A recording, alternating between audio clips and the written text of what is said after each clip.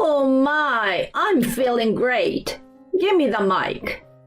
My tipsy mother-in-law snatched the microphone from my friend during her speech, and I unexpectedly started her own. My father-in-law Mark was drunkenly making a scene with relatives. And to top it off, Ingrid gave a speech that mockingly targeted me. What did I ever do to deserve this? Why do I have to endure all this? I almost burst into tears when my niece's comment dramatically changed the atmosphere of the room. My name is Naomi, a 48-year-old who's put on quite a bit of weight, tagging along with my food-loving husband Trevor. The infuriating part was that he shed weight effortlessly, with just a bit of exercise. Jealous? Now I can eat even more. It made me so mad. I thought about swapping his dinners with lard for a week. I love him, but right now, I hate his metabolism. Determined to slim down and make him fall for me all over again, I find myself still enjoying delicious meals. Oh well. I married Trevor, a year younger than me, 5 years ago. We hit it off quickly, moving from dating to marriage in no time. But then, the real challenge began. When we went to announce our marriage, my mother-in-law complained, "Why marry someone older who can't even have kids?" And my father-in-law let out a disappointed sigh. Wished for a younger bride. They were rude from the get-go. Trevor warned me his home was like a den of evil. His mom was always harsh on his girlfriend, driving away a past partner he could have married. His dad, a womanizer who had multiple affairs, showed no interest in his wife. Their marriage was rocky, to say the least. His dad's wish for a younger bride was probably to have some eye candy at home.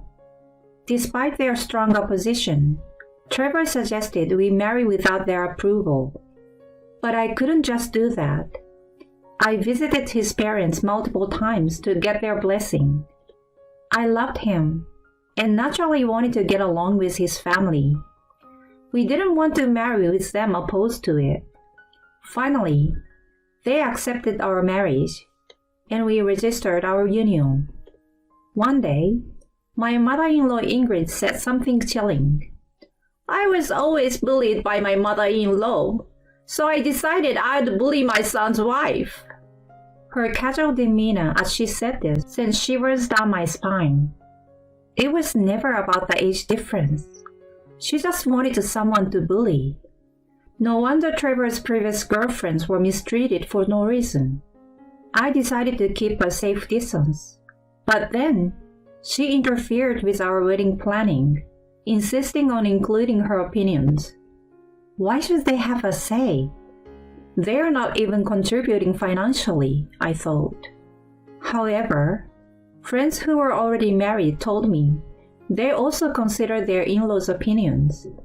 It seemed like a common practice to respect the spouse's parents to some extent. I mean, I get it, kinda. It's a big day for their beloved son. Trevor says I could ignore them, but I couldn't just do that. So reluctantly, I agreed to at least listen to them. But I soon regretted my decision. They complained our chosen venue was too expensive, pushing for a place run by a friend of my mother-in-law, a shabby place with bad reviews. Trevor firmly rejected it. But then, they started commenting on the bride's attire, demanding it be cheaper. Ingrid even said I could use her old wedding dress to save money, claiming it would be a waste to spend on something new. As if I'd wear something that's probably covered in cobwebs from sitting around for years. I knew she just didn't want the bride to be the center of attention, so I flat out refused. She kept making all sorts of suggestions, but I knew our wedding would be a disaster if I agreed to any of them. It was a parade of ridiculous proposals, so I ended up rejecting almost all of them. Looking back, Maybe that ignited her mean streak even more. Right up until the last minute, she was like, "Have a destination wedding so we can travel." Or, "If you don't listen to me, I won't attend." Despite all that, Trevor and I somehow managed to get to our wedding day. Then, on the day of the wedding, Ingrid showed up in a funeral dress, not a formal black suit, but something that looked unmistakably like mourning attire. It felt like she was saying she didn't recognize our wedding. 2 weeks before, she'd said, "I'm not going to your wedding." So I told her, "Then please don't come." Maybe that rubbed her the wrong way. She didn't even show up in the dressing room. And suddenly she was sitting with our relatives. It was too late to ask her to leave without ruining the mood of the venue. But to anyone watching, it was clear that the bride and mother-in-law weren't getting along. My friends and relatives all looked troubled. As the wedding ceremony went on, the groom's relatives started acting up. They were completely drunk, heckling during the movie my husband's friend had made. Of course, we asked the staff to escort that relative out, but even my father-in-law was smashed, waving around a bottle of liquor brought by the relatives as if it were a flashlight. He even shouted, "Hey, waiter, another beer!" as if we were in a bar. Some were escorted out, saying they felt sick. The staff did their best to keep the ceremony going, but my guests were all horrified by the chaos. Embarrassed, my husband and I spent most of the ceremony with our heads down. It was a nightmare. Then, during my friend's speech as a representative of my friends, the unexpected happened.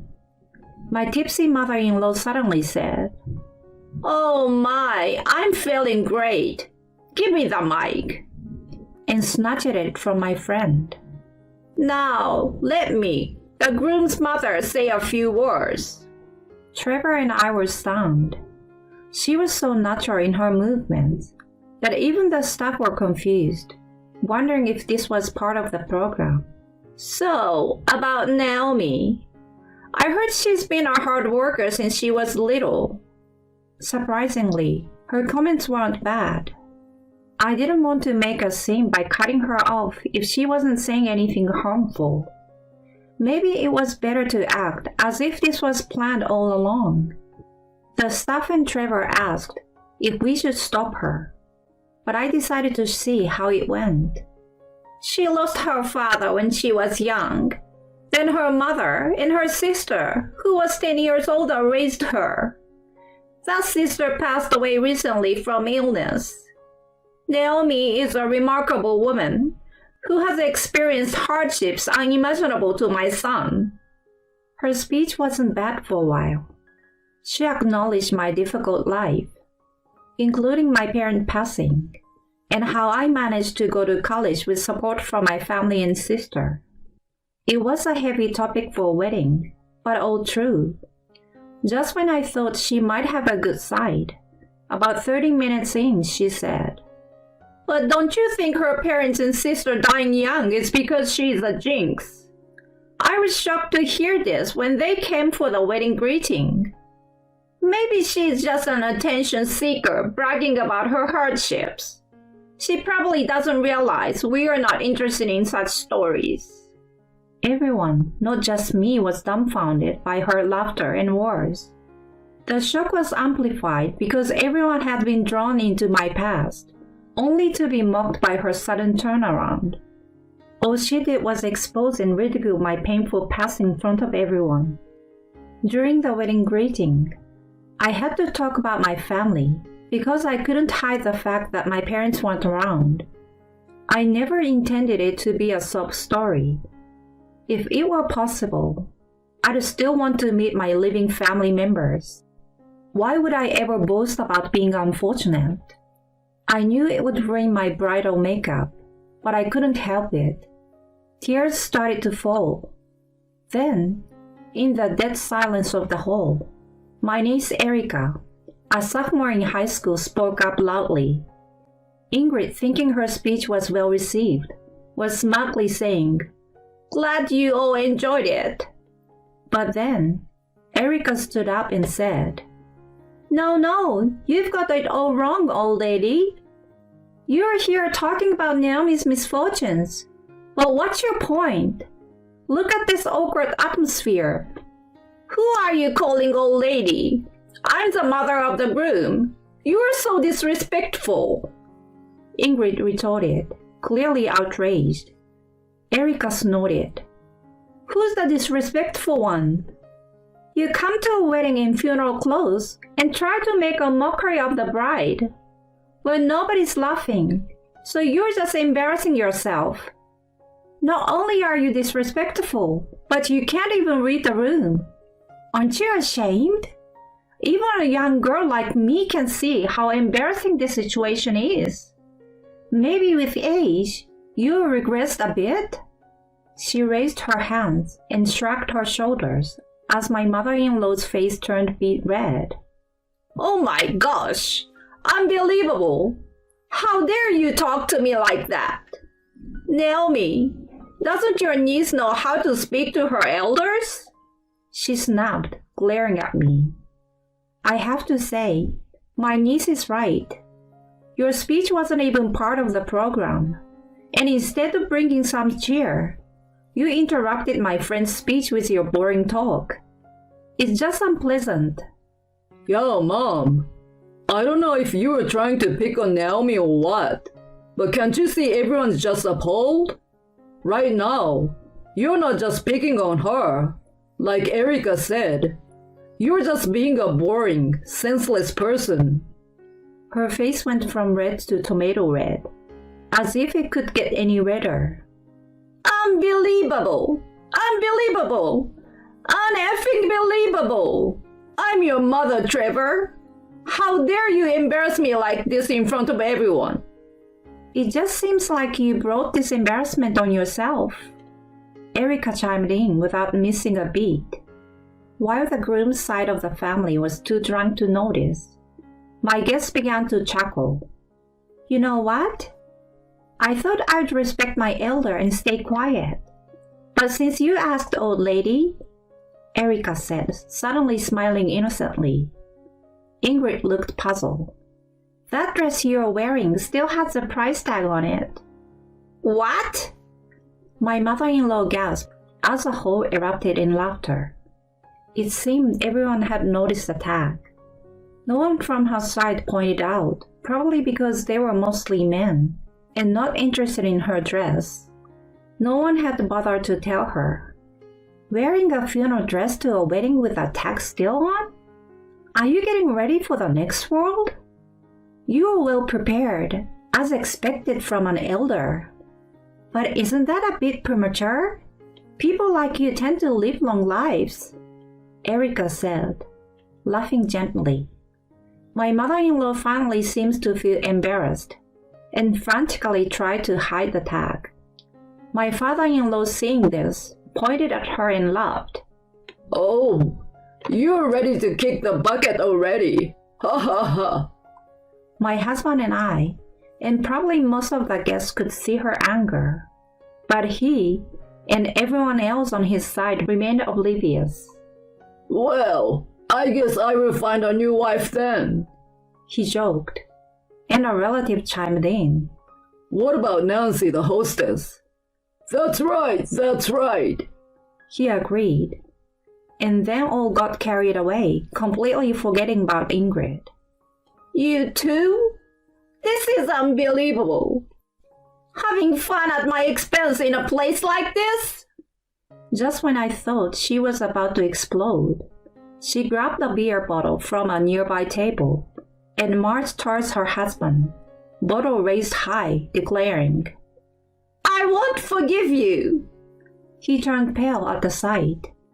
Everyone thought we were on the brink of a police-worthy disaster, when suddenly my niece Erica dashed over and drenched them both with the table's alcohol. Cool off with this. Are you still planning to cause a scene at people's wedding? Stuff, Please escort these people out. The crowd, initially stunned by the unfolding chaos, snapped back to reality at her command, and the staff quickly restrained them. When they asked if they should escort my in-laws out, both my husband and I smiled and said, "Please do."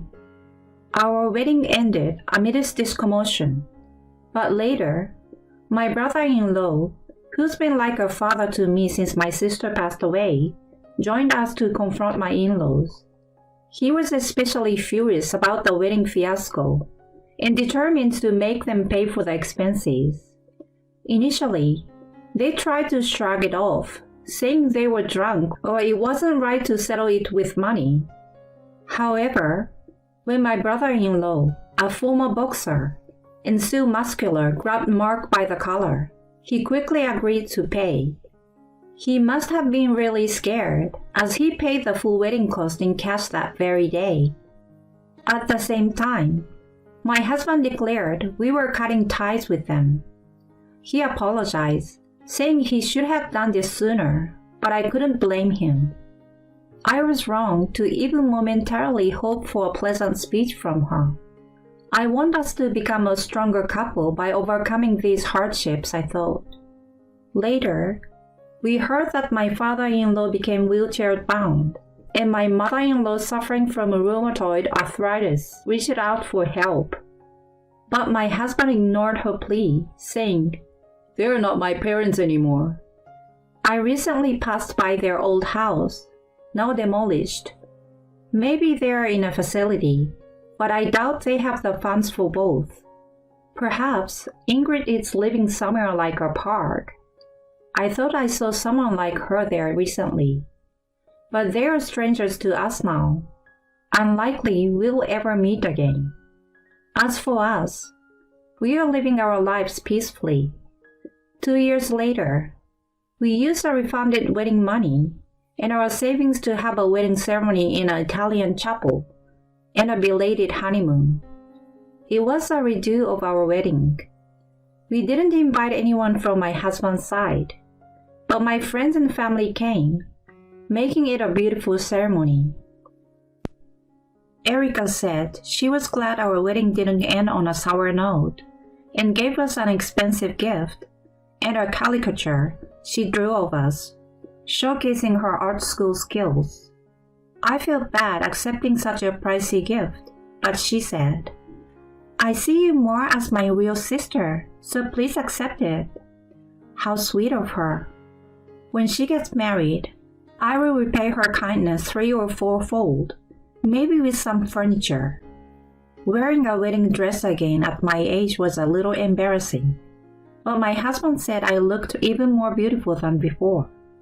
I had a bridal spa treatment, but I'm sure I haven't changed that much. He's just being kind. However, after the ceremony, we loosened up and indulged in his love for buffets, and at 48, I've gained weight quickly. My husband joked, "You've changed. How about going back to the old you?" I snapped back, "Hush, you're thinning on top, you know." That's our way of teasing each other. We hope to be a couple that can always poke fun at each other, just like best friends. Since it was a late marriage, I want to lose weight to live long and healthy with my husband. Health is important after all. Now off for a walk with my husband today. Stay calm and listen. Your husband is at the OBGYN clinic where I work right now. I received a frantic phone call one day from my best friend who works at the hospital. I wondered what on earth my husband would be doing at the OBGYN clinic. What do you mean? Is he there by himself? No, he came with a pregnant woman who is showing quite a bit. He doesn't have any sisters or pregnant relatives that I know of. I was suspicious. Could you be mistaking him for someone else? Maybe someone who just looks like my husband? It's definitely him. I remember his face from your wedding, right down to the position of his mole. I can't be wrong. Plus, I heard the pregnant woman calling out your husband's name. Hearing that, I told her with urgency in my voice, "All right, I'm on my way. Please watch until the end to see how this tumultuous situation unfolds. My name is Madeline, a 33-year-old working housewife. After graduating college, I got a job at a major online retailer. I'm still there, now as a team leader. It's busy, but a rewarding life. I met my husband Lance through a friend when I was 28. He worked at a small to medium-sized company. I was immediately drawn to his refreshing and kind demeanor, and we started dating.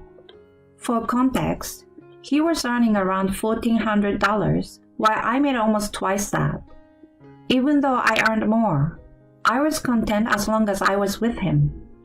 So when he proposed, I happily accepted. We rented an apartment halfway between our workplaces and started our life together. He was great with household chores, and we enjoyed a happy newlywed life.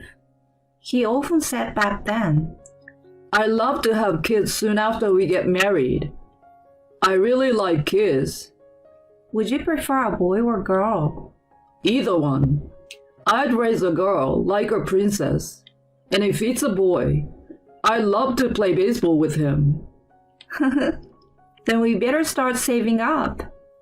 We were full of excitement for the future. About a year into our marriage, something wonderful happened. I discovered I was pregnant. "Lance, it looks like we are going to have a baby." "What? Really? Oh my gosh, Madeline!" He hugged me joyfully. I felt enveloped in happiness in his arms. We confirmed the baby's heartbeat, and he took great care of me during the tough times of morning sickness. He did most of the housework, and even went to different supermarkets to find food I craved. I always expressed my gratitude to him. "Thank you so much, honey. I really appreciate everything you do." "It's nothing, babe. You are carrying our child. This is the least I can do." I truly felt lucky to have married him. Then, tragically, at the 15-week checkup, the doctor delivered shocking news. "We can't find the baby's heartbeat." My baby had passed away inside me. When I told this to Lance, crying, he was devastated. "Lance, the baby's heartbeat isn't there." "What? Does that mean it's a miscarriage?" "Yes." In front of a speechless Lance, I broke down in tears. It was the hardest night of my life. Afterward, while I was recovering from the shock and undergoing procedures at the hospital, Lance handled all the paperwork. I couldn't get back on my feet for a while, and even took a few months off from work. I managed to do the household chores, but tears would often unexpectedly spill. Lance seemed unsure of how to help. "Madeline, let's have dinner together." "I don't want to." "But you need to eat for your health." "Just leave me alone." Looking back, I might have been at fault too, but I was in shock from losing our child and couldn't think straight. Time passed, and I gradually started to look forward again. "Lance, I'm sorry for everything. I'm okay now." I remember how relieved he looked when I told him that. It wasn't just my husband who supported me through this tough time. My best friend Bethany was also there for me. She has been my friend since high school and was working as a nurse in a nearby city, specifically in an OBGYN clinic. She deeply sympathized with my situation and encouraged me. "Don't blame yourself. These things unfortunately happen quite often. But many women have healthy babies after a miscarriage. Let's look forward again." Her words helped me find my way back, and I was deeply grateful to her. Life with Lance continued, but ever since the miscarriage, things were a bit awkward between us, and our conversations dwindled. About a year later, Lance started to get busier at work and was often away from home. He did overtime until past 10 p.m. on weekdays and worked on early Saturday or Sunday. The household chores increased, but I didn't say anything. I started to think it might be time to prepare for another baby. I began to improve my diet and take care of my body, but he didn't cooperate with my attempts to conceive. He became distant at night, turning his back to me and going to sleep. I started to feel resentful towards him. Then one day, I saw the spine of a book peeking out of Lance's open bag. The New Dad's Guide to Parenting and Baby's First Parent, the ultimate naming encyclopedia. I showed them to him when he woke up. My voice filled with excitement. "Lance, you've been studying for a baby." He looked startled. What? You looked in my bag? "It was open, and I just saw it.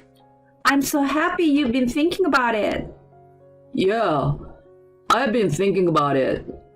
He said that and quickly put the books back in his bag before leaving for work. I was relieved he still wanted a child. "That's great. I need to keep up with my efforts," I said to myself. I became more positive and devoted myself more to household chores and self-improvement. Then, on a Saturday, when Lance said he had to work, I finished my chores in the morning and was relaxing at home when I got a call from Bethany. Why is she calling me now? As I wondered, I answered the phone and heard her voice almost panicking. "Hi, Madeline. What's your husband up to?" "He's at work. Why?" "Stay calm and listen. Your husband is at the OBGYN clinic where I work right now." "What? Why on earth would Lance be at an OBGYN clinic?" I remembered she recently started working at the clinic near my neighborhood. "What do you mean? Is he there by himself?" "No, he came with a pregnant woman who is showing quite a bit." "He doesn't have any sisters or pregnant relatives that I know of." I was suspicious. Could you be mistaking him for someone else? Maybe someone who just looks like my husband? "It's definitely him. I remember his face from your wedding, right down to the position of his mole. I can't be wrong. Plus, I heard the pregnant woman calling out your husband's name." Hearing that, I told her with urgency in my voice, "I'm on my way. Stall them if they look like they are leaving." After hanging up, I quickly got ready and rushed out of the front door. In about 15 minutes, I arrived at the OBGYN clinic where Bethany works. As I was catching my breath, the automatic doors of the hospital opened, and there were Lance and an unfamiliar woman, arm in arm. He, the woman, and I were now facing each other in front of the clinic. My husband's eyes widened in shock when he saw me. "Lance, what is this all about?" I asked as calmly as I could. Madeline, why are you here? "That doesn't matter right now.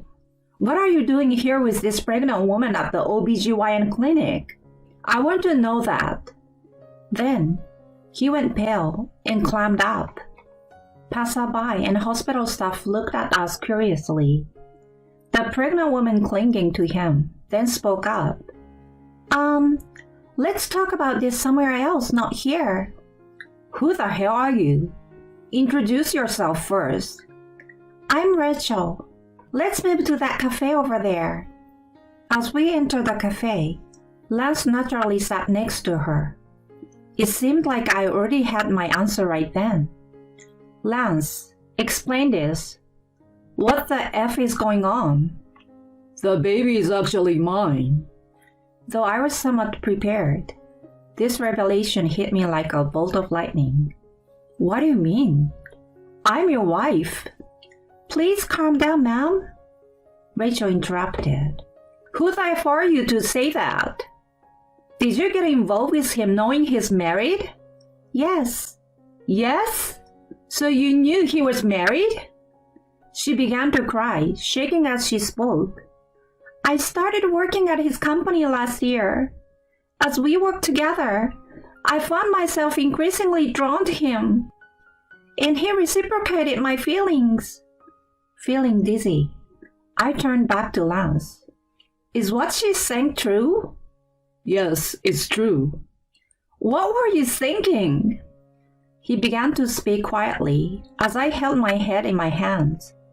Well, after the miscarriage, you became prickly, and the atmosphere at home was so bad I didn't want to come back. That's when I met her. You met her and that led to having a child? You know I've always wanted kids, right? You might have another miscarriage. But I thought a young woman like her would definitely bear my child. I reached my breaking point right then and there. Not only had he betrayed me, but he was also implying that it was somehow my fault. I couldn't forgive this. I no longer needed such a husband. I tried to keep my voice steady as I spoke to him. Are you saying this is my fault? Well, yeah. You couldn't have a child after all. And you think that justifies your affair? Rachel butted in. But a woman who can definitely have a child is better, right? You stay out of this. She looked frightened at my loud voice, while Lance glared at me, holding her shoulder. Don't raise your voice. She's pregnant, for goodness sake. Lance. She looked up at him, her eyes watery, totally wrapped up in their own world. Suddenly, everything seemed so ridiculous, and I calmed down. I see. You do seem very close. Fine. I will step back. You will? Thank you, Madeline. Thank you, Mom. I will make Lance happy. The two of them held hands and rejoiced, and I watched them with a cold eye. But Lance, you do realize you're the guilty spouse, right? Huh? Guilty spouse? What do you mean? He looked bewildered as I calmly explained. It means you're the one who caused the grounds for divorce. You have no objections to that, correct? A guilty spouse can't file for divorce. You do understand that, right? What? I didn't know that. So I can't file for divorce unless you do? That's how it works. He seemed surprised, but then tried to regain his composure. But you just said you'd step back. Yes, I did. But there are conditions for divorce. You have to renounce your claim to the property division. What? I explained that I wanted all of our joint savings, household items, and the car to be mine. What? That's a problem. I hardly have any savings. If you don't waive your right to the property division, I won't agree to a divorce. Rachel here will have to raise a fatherless child. No. They were both visibly shaken. She then glared at me with determination. Are you a devil or something? We're about to have a child, and you won't divide the property? That's not my problem. Ready to be a single mother? As I spoke condescendingly, her eyes filled with tears, and she shook Lance's arm. It's okay, Lance. Let her have the savings. We can work hard together again. Let's get rid of this evil lady and be together. Oh, Rachel. They seemed about to enter their own world again, but I cut in matter-of-factly. Oh, and I will be filing for alimony for the affair, of course. $50,000 each, please. What? If you don't waive the property division, we will settle with that. The two of them looked at me, eyes wide. Did they really think they could do all this without having to pay alimony? Surprised? That's only fair, isn't it?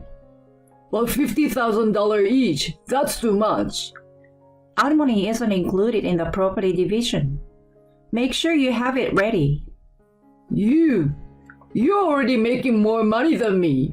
And still you are so greedy for money. See whatever you want. I'm definitely filing for alimony. Rachel then blurted out. Lance, this is too much. Let's hire a lawyer and fight this. Yeah, you better be prepared, Madeline. I will be the one to demand alimony from for emotional distress, you fool. I scoffed at their threats. Sure, bring a lawyer or whatever you want. Let's see if you can find one who will take your ridiculous side as a guilty spouse. What did you say? I will see it through to the end, whether it's a trial or whatever. Do you two even have the money for legal fees? Especially with a baby on the way.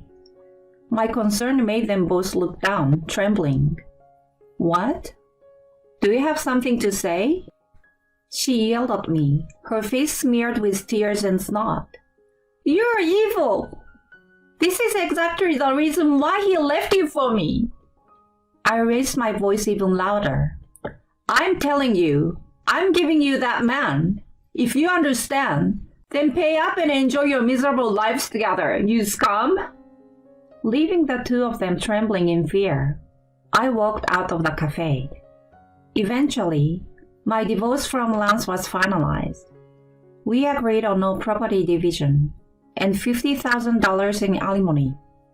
Lance and Rachel apparently begged their relatives for money, but after hearing about their situation, the relatives firmly refused, and he was even disowned by his family. In the end, they had to borrow money to pay me the alimony. They tried to stay together, but they were ostracized at work and eventually fired. With a baby on the way, they both ended up jobless and in debt. Seeing their plight, Rachel's parents said they would raise a child until they could pay off their debts. They were left unable to properly raise their own child. For a man who loved children, this must have been excruciating. They now live in a rundown apartment, working day and night to pay off their debts. Bethany, who lives nearby, says their apartment is always filled with the sound of arguing. I feel no sympathy for them. Meanwhile, I moved to a new place with my alimony, and I'm living comfortably. My work is going well, and I'm set to be promoted earlier than my peers. Now I'm focused on my career and finding someone truly trustworthy. Welcome home, Trevor. You must be tired from your business trip. My husband, Trevor, who had always acted like a tyrant at home, had just returned from a business trip. As soon as he saw me, he twisted his face in disgust. Your face just darkens my mood. Seeing you is so depressing. He then started eating the dinner I had prepared, lounging in the living room. I stood by him like a maid. After finishing his meal, he headed to the bath, flinging his suit at my face as I went to get his change of clothes. Hey, maid! Take this to the cleaners. Yes. I squatted to pick up the suit, feeling crushed by being called a maid. While checking the pocket before sending it for cleaning, my fingers brushed against a piece of paper. Unfolding it, my eyes widened in shock. At that moment, I realized everything. I see how it is. Well, if that's the case, I have my own plan. Soon, he would be begging me, his face pale with fear. My name is Brianna, a 31-year-old working from home as a web designer, married for 2 years. Trevor and I met at a matchmaking party 3 years ago. He is a sales rep at a small company and used to play rugby. His assertive approach initially seemed manly and reliable to me, who had a little experience in love. A year into dating, he proposed, and I accepted, dreaming of a happy family life. I can't wait to start a happy family with you, Brianna. Me neither, Trevor. I'm looking forward to our future. Well, first off, you should quit your job. What? I worked at a big web production company then. I was a lead there and felt fulfilled. I actually want to keep working even after we got married. Of course, you have to quit your job. No way I'm going to support a wife who just slacks off at home. I felt a bit irked by his comment, but I decided to let it go for now and asked, "Why do I have to quit?"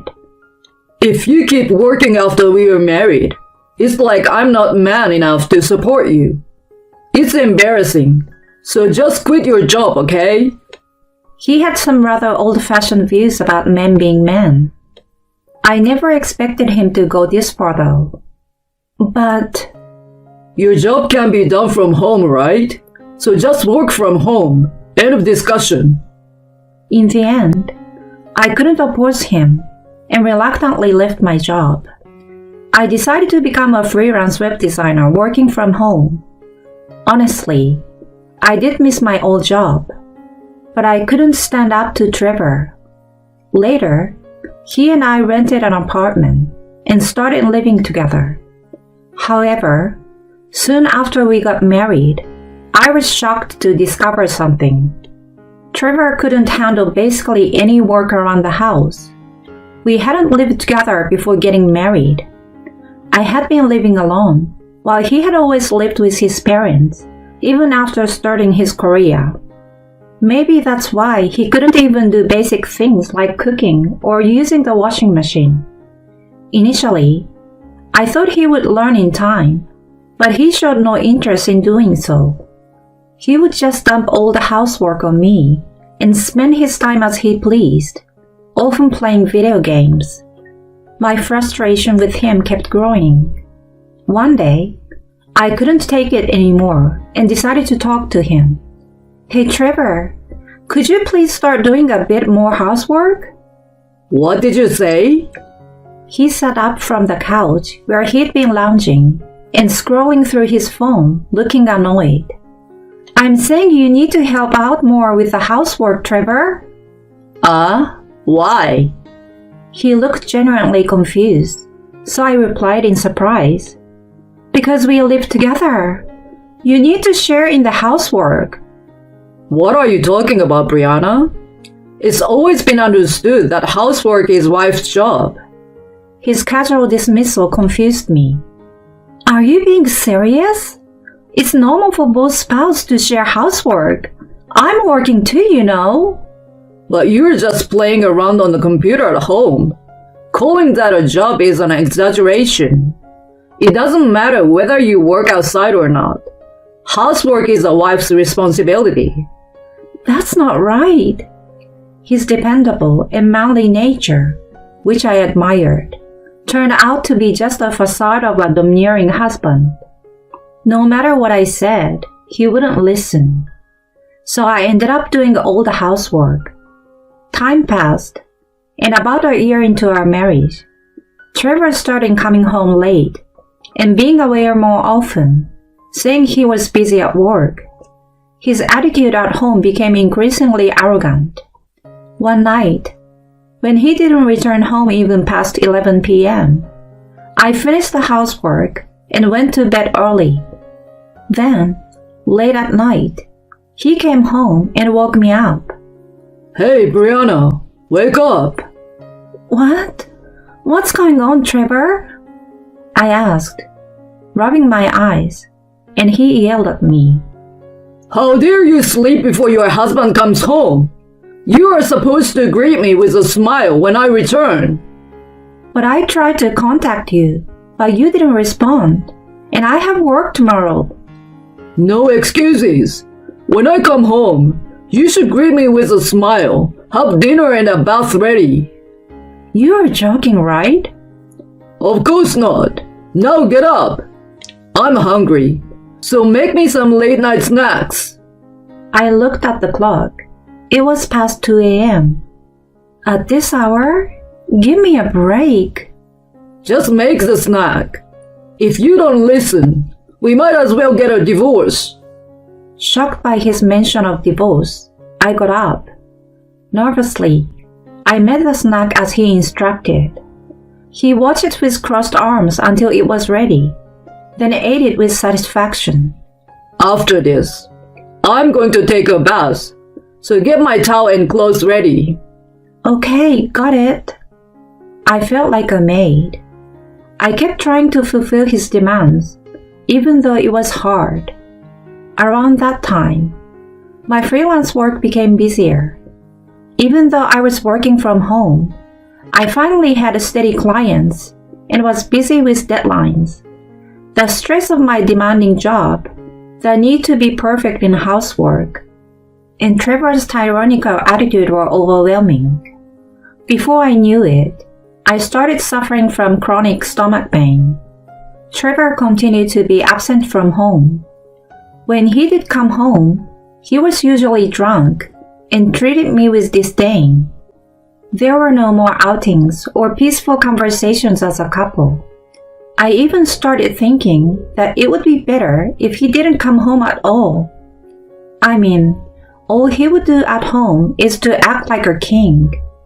Then one day, I made a small mistake. I was feeling under the weather with a cold and forgot to buy a new pair of socks that Trevor had asked for. Where are the new socks? He asked irritably early in the morning. Oh, I'm sorry. I forgot to buy them. I've been feeling sick since yesterday. How incompetent can you be? You're really useless. He sighed and continued. Go buy them now, and use your own money, of course. But I've got a fever and a cold. No excuses. This is why you're no good. Go buy them now. Despite feeling dizzy, I was sent out in my pajamas to the supermarket. As I returned home with the socks, I cried. Why did I have to take all this? Doesn't he love me anymore? I couldn't stop my tears. Sometime later, Trevor said he was going on a business trip and left. I won't be yelled at by my husband tonight. I felt relieved, focused on my work, and settled for pizza for dinner. I finally had a relaxing evening. The next evening, he came home. Welcome home, Trevor. You must be tired from your business trip. I welcomed him saying so. But as soon as he saw me, he twisted his face in disgust. Your face just darkens my mood. Seeing you is so depressing. He then started eating the dinner I had prepared, lounging in the living room. I stood by him like a maid. After finishing his meal, he headed to the bath, flinging his suit at my face as I went to get his change of clothes. Hey, maid, take this to the cleaners. Yes. I squatted to pick up the suit, feeling crushed by being called a maid. While checking the pockets before sending it for cleaning, my fingers brushed against a piece of paper. Unfolding it, my eyes widened in shock. It was a hotel receipt. It seems to be for a cottage, or something like that. Why would he stay in a cottage when he was supposedly on a business trip? With trembling hands, I took out my phone and searched. The search results showed a cottage in the next state. So that's what it was. He was acting all high and mighty at home, but he was cheating on me. Well, in that case, I have a plan too. I quietly put away the receipt. That day, I acted as usual in front of him. The next day, I started taking action. I decided to hire a detective agency to investigate Trevor. I had my own job and couldn't follow him around or do the investigating myself. Plus, I didn't want to slip up and let him catch on. Luckily, I found a detective agency with reasonable prices and female detectives. 2 weeks later, I had all the evidence of his infidelity, like it was nothing. Photos of him entering a motel with a young woman I didn't know, kissing in his car. I couldn't help but pump my fist in victory. By that time, I had no love left for him. I was just happy to have the evidence. The detective agency stopped smiling wryly at me, began to speak. "Ma'am, here's what we found from the investigation." I held my breath as she continued. The next day, after Trevor left for work, I packed my things.